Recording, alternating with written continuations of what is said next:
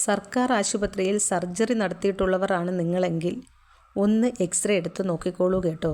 ചിലപ്പോൾ കത്രികയോ മസ്കിറ്റോ സൂചിയോ പാത്രമോ എന്തെങ്കിലും ഒന്ന് ഉള്ളിലുണ്ടെങ്കിലോ. ഡോക്ടർ ലളിതാംബിക പറഞ്ഞതുപോലെയെങ്കിൽ പ്രശ്നമൊന്നുമില്ല, ചത്തുപോകത്തൊന്നുമില്ല.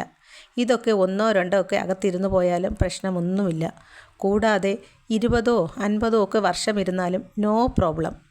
പിന്നെ അവർ ഒന്നുകൂടി പറഞ്ഞിരുന്നു, ഓ കുഴപ്പമൊന്നുമില്ല, സേഫായിട്ടാ സാധനം ഇരിക്കുന്നത്, അല്ലേൽ ഞരമ്പോ കുടലോ ഒക്കെ എന്നേ മുറിഞ്ഞു പോകുമായിരുന്നു എന്ന്. എന്താ ന്യായീകരണം? എൻ്റെ പൊന്നു ഡോക്ടറെ, നിങ്ങളുടെ വയറിനുള്ളിൽ ഇതുപോലൊരെണ്ണം വെച്ച് തരട്ടെ. ദൈവത്തിൻ്റെ കൈകളാകേണ്ടവരാണ് ഡോക്ടർമാർ. എന്നാലോ പിശാച് പോലും നാണിക്കും വിധമാണ് ഇവരുടെയൊക്കെ പെരുമാറ്റം.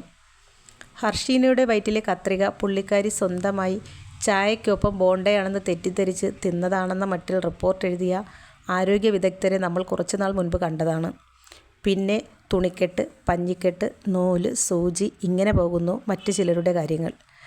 ആരോഗ്യമന്ത്രിക്ക് അറിയുമോ എന്നറിയില്ല നമ്മുടെ മെഡിക്കൽ കോളേജുകളിൽ എന്തൊക്കെയാണ് നടക്കുന്നതെന്ന്.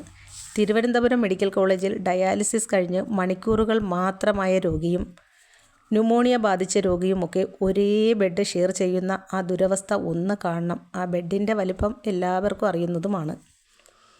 ഓക്സിജൻ ഘടിപ്പിക്കുന്നതൊക്കെ അവിടുത്തെ അറ്റൻഡർമാർ ചെയ്യുന്ന ജോലിയാണ്. സത്യത്തിൽ ചിലരെങ്കിലും ആയുസ്സിൻ്റെ ബലത്തിൽ ജീവൻ തിരികെ ലഭിക്കുന്നവരാണ്. പിന്നെ പ്രസവിക്കാൻ ലേബർ റൂമിൽ കയറുന്നവരോട് പെരുമാറുന്ന രീതി കണ്ടാൽ ജീവിതത്തിൽ ഒരിക്കലും പിന്നീട് പ്രസവിക്കാൻ തോന്നില്ല. എന്തോ വലിയ അപരാധമോ പുറത്ത് പറയാൻ പറ്റാത്ത എന്തോ മഹാകുറ്റമോ ചെയ്തിട്ട് വന്നതുപോലെയാണ് അവരോട് പെരുമാറുന്നത്. കാശ് പോയാലും പ്രൈവറ്റിൽ പോയി പെറ്റേക്കാമെന്ന് കുറേ പേരെങ്കിലും തീരുമാനിക്കുന്നത് ഇവരുടെ പെരുമാറ്റം ഒന്നുകൊണ്ട് മാത്രമാണ്. ലേബർ റൂമിൽ ഡോക്ടറേക്കാൾ പവർ അവിടുത്തെ അറ്റൻഡർമാർക്കാണ്. എന്തായാലും മെഡിക്കൽ കോളേജിൽ സർജറിക്ക് പോകുന്നവർ ഒന്ന് കരുതിയിരിക്കുക.